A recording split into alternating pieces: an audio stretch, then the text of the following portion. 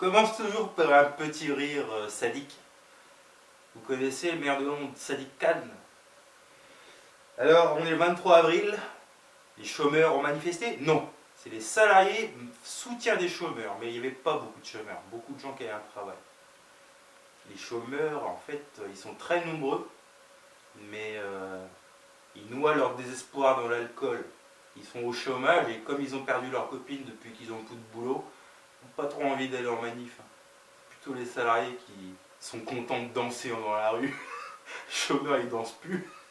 Moi, je vais me prendre un café par contre.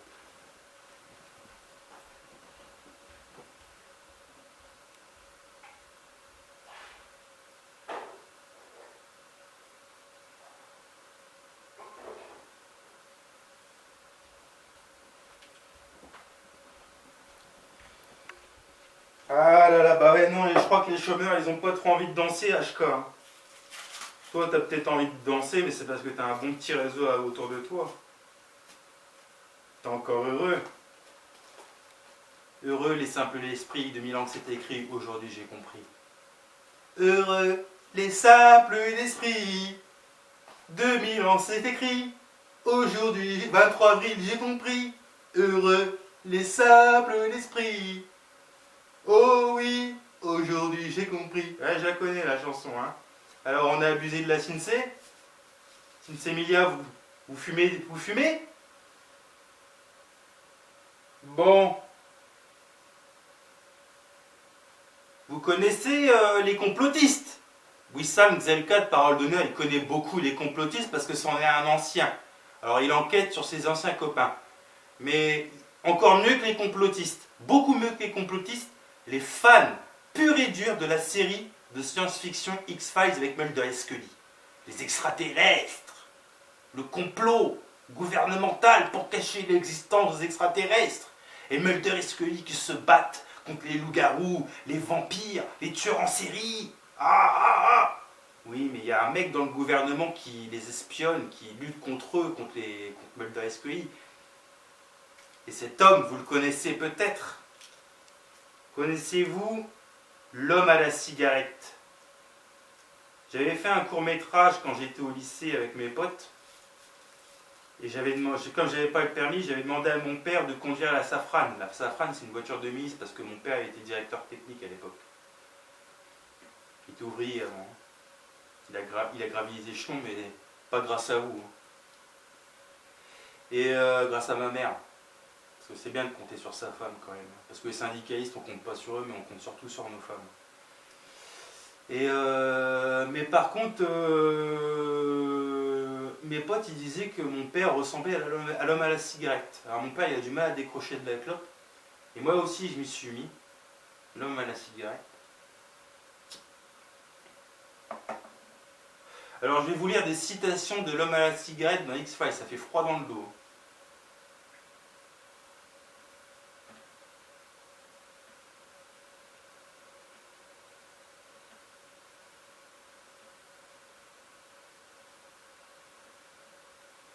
Vous ne me faites pas peur, Mulder. J'ai vu mourir des présidents, pas la peine de me menacer. Ça, c'est ce que dit l'homme à la cigarette dans la 2e saison.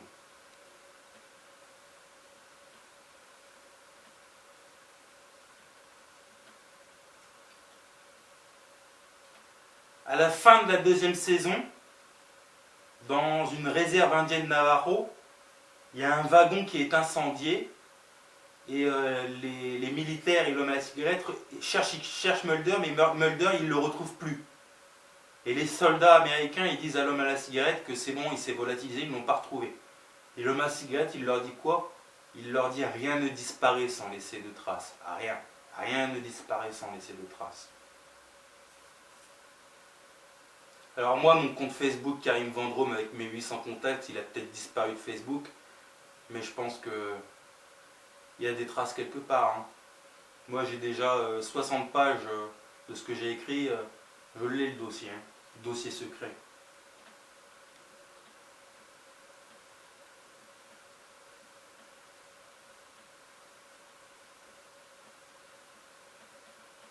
Alors là c'est à la fin de la 3e saison. Un épisode qui s'appelle Anagramme. Vous savez ce que c'est un anagramme? Cherchez un anagramme. L'homme à la cigarette parle à un de ses prisonniers extraterrestres. Ils ont fait prisonnier un extraterrestre qui a le pouvoir de guérir les gens. Et l'homme à la cigarette, il lui fait: alors de quel droit vous donnez de l'espoir aux gens, vous? Et l'extraterrestre, il lui fait: et qu'est-ce que vous leur donnez, vous? Et l'homme à la cigarette, il répond: nous leur donnons du bonheur et ils nous donnent de l'autorité. L'autorité de leur enlever toute liberté sous couvert de démocratie, plutôt. Et l'homme à la cigarette, il répond à l'extraterrestre: les hommes ne seront jamais libres parce qu'ils sont faibles, corrompus, indignes et agités. Les gens ne croient qu'en l'autorité, ils sont las d'attendre vainement des miracles et des mystères. Et Jeremiah Smith, qui a le pouvoir de guérir les gens, il lui dit: vous pensez que l'homme qui cesse de croire aux miracles cesse aussi de croire en Dieu? Écoutez bien. Et l'homme à la cigarette, il fait: ouais, je pense, ouais. Et il lui dit: et vous croyez que vous voulez régner sur les hommes au nom de Dieu? Et l'homme à la cigarette, il lui fait: ils ne croient plus en lui, mais ils en ont toujours peur. Ils ne croient plus en Dieu, mais ils ont toujours peur de Dieu. Et ce qu'ils craignent plus que tout, c'est d'être libres. Alors Jeremiah Smith, qui s'appelle l'extraterrestre, il lui fait: et donc vous leur apportez du bonheur. Alors s'ils ont peur d'être libres, vous leur apportez du bonheur.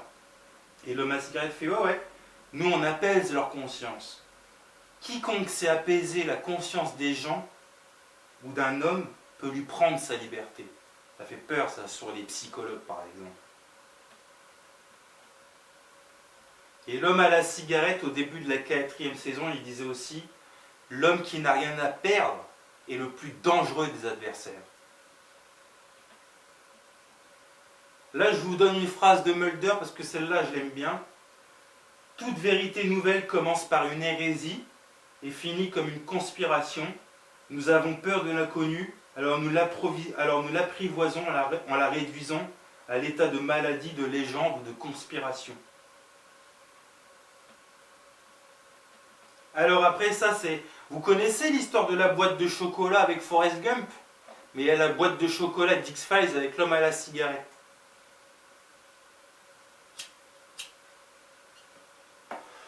La vie, c'est le coût de la boîte de chocolat. Un cadeau à bas prix qu'on vous fait juste pour la forme, alors que vous n'avez rien demandé. Impossible à échanger sinon contre une autre boîte de chocolat. Alors là, vous êtes bon pour ces inqualifiables mers fourrées de crème à la menthe chimique qu'on avale, alors qu'on n'a rien d'autre pour se nourrir. De temps en temps, bien sûr, on peut tomber sur une praline ou sur une truffe, mais aussitôt elles fondent, et il y a leur goût qui fout le camp. Alors on n'a plus que dans la bouche que de la pâte, où se mêlent des petits morceaux de noisettes qu'on doit écraser avec les dents. Si la faim vous oblige à les manger, quand tout est fini, il ne vous reste plus qu'une grande boîte vide, bourrée de collections de petits papiers bruns froissés.